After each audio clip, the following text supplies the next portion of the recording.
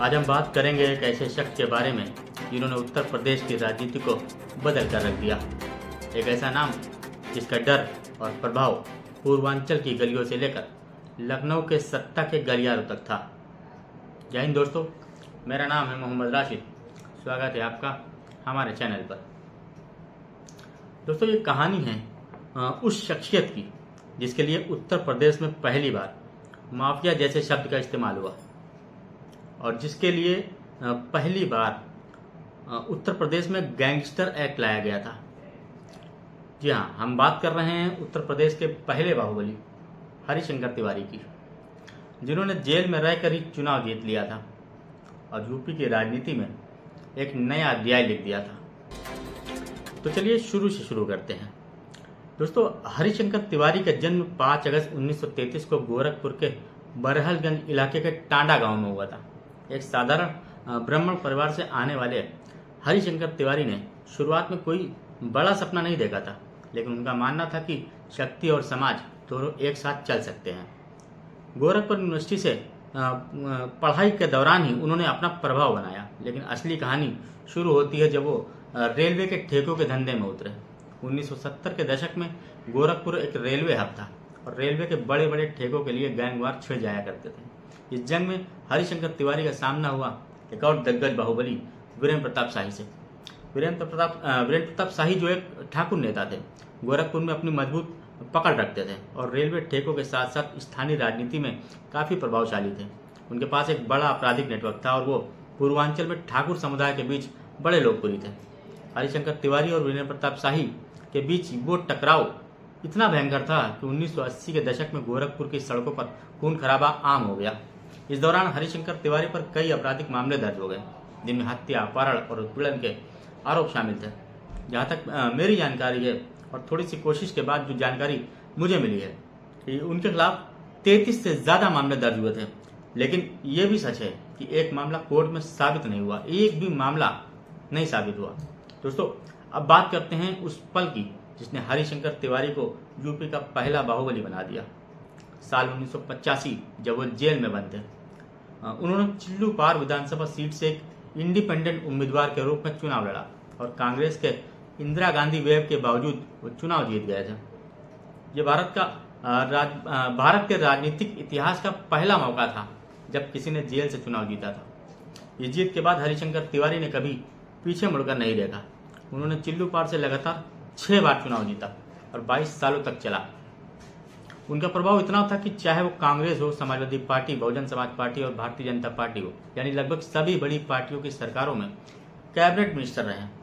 फिर वो चाहे कल्याण सिंह की सरकार हो, मुलायम सिंह की या मायावती की, हरिशंकर तिवारी हर सरकार के लिए जरूरी बन गए थे। दोस्तों, हरिशंकर तिवारी को लोग बाहुबली कहते थे, लेकिन उनके समर्थक उन्हें ब्राह्मण शिरोमणि के रूप में देखते थे। पूर्वांचल में ब्राह्मण समुदाय के एक प्रमुख नेता के तौर पर उन्होंने अपने समुदाय के लिए काफी काम किया और अपने तिवारी हाता से एक समानांतर सरकार चलाई। ये हाता एक ऐसा केंद्र था जहां लोग अपनी समस्याएं लेकर आते थे और हरिशंकर तिवारी उनका समाधान करते थे। लेकिन यह भी सच है कि उनका डर इतना था कि एक बार जब उनके बेटे की शादी में मिली एक फिएट कार चोरी हुई तो उन्होंने पुलिस को एफआईआर दर्ज करने से मना कर दिया, क्योंकि उन्हें डर था कि लोग उनका मजाक उड़ाएंगे। यहीं से आप अंदाजा लगाइए कि वो कितने शक्तिशाली और क्या इमेज रही होगी। हरिशंकर तिवारी के 2 बड़े प्रतिद्वंदी थे। पहले वीरेंद्र प्रताप शाही, जिनका चैप्टर 1984 यानी 1984 में उनकी हत्या के बाद बंद हो गया। वीरेंद्र प्रताप शाही के बारे में हम फिर कभी विस्तार से बात करेंगे। अब हम बात करते हैं हरिशंकर तिवारी के दूसरे प्रतिद्वंदी के बारे में। वो एक नाम जो बड़ी तेजी से उभरा, जिसे आप आज बच्चा भी जानता है। वो नाम था योगी आदित्यनाथ। गोरखपुर के 2 मुख्य शक्ति केंद्र, योगी का गोरखनाथ मठ और तिवारी का हाता, ब्राह्मण और ठाकुर राजनीति के बीच एक बड़ा टक्कर बन गया। कहा जाता है कि तिवारी ने योगी को खुले मंच पर धमकी दे डाली, लेकिन योगी आदित्यनाथ ने भी करारा जवाब देते हुए 2007 और 2012 के चुनाव में हरिशंकर तिवारी को हरा दिया।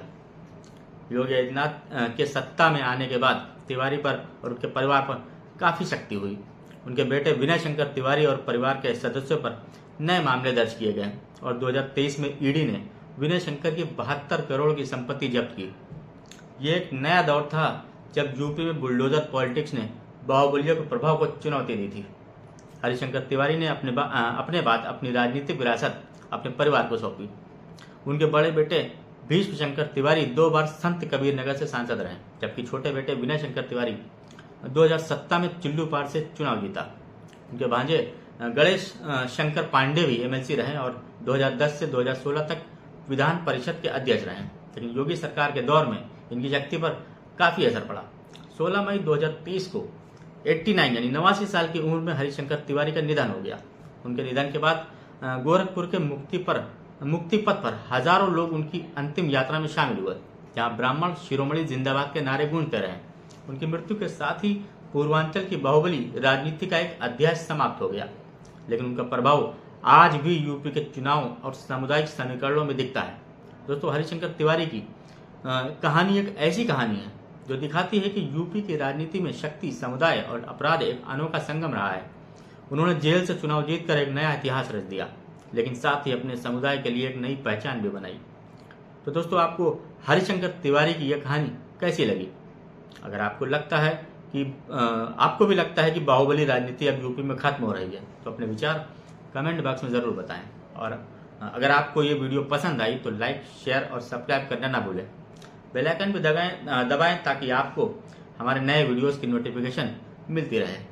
अगले वीडियो में हम बात करेंगे एक और शख्सियत के बारे में। तब तक के लिए जय हिंद।